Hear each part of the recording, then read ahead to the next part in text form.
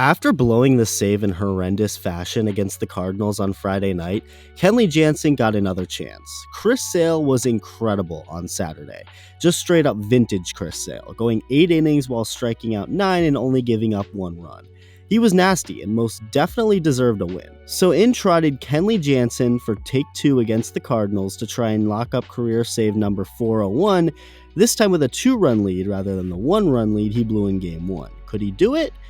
No, in fact, it was even more painful of an inning than the first blown save.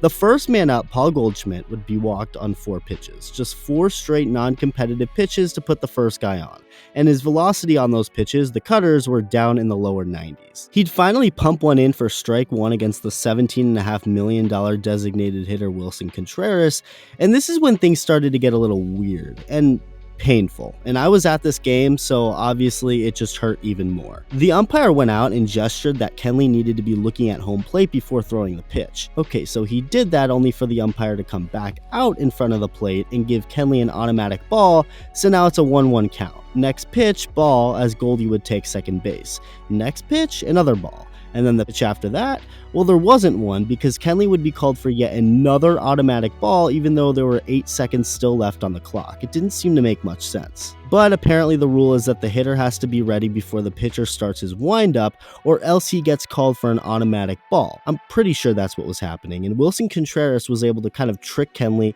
into thinking he was ready and get him on those 2 automatic ball calls.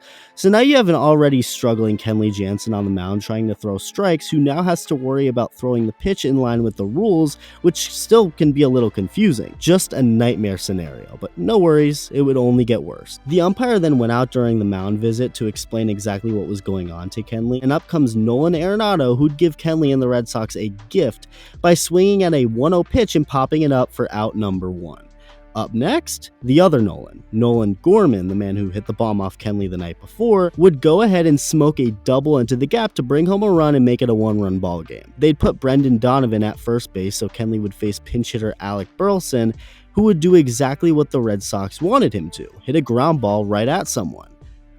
Only for the Red Sox infield to not turn it and for the ball to get away, allowing 2 runs to score and the Cardinals to take the lead. The next pitch would, there wouldn't be one to get to a 1-0 count because there would be yet another automatic ball called on Kenley Jansen. Just unreal. I mean, how dreadful is this inning if you're a Red Sox fan or betting on them to win or something?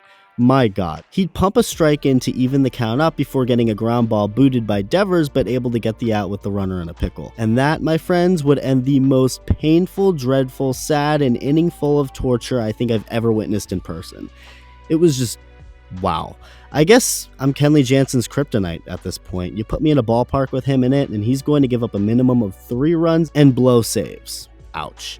So yeah, I just wanted to talk about that horrible inning I had to watch. Thank you for watching it too, and I'll see you in the next video.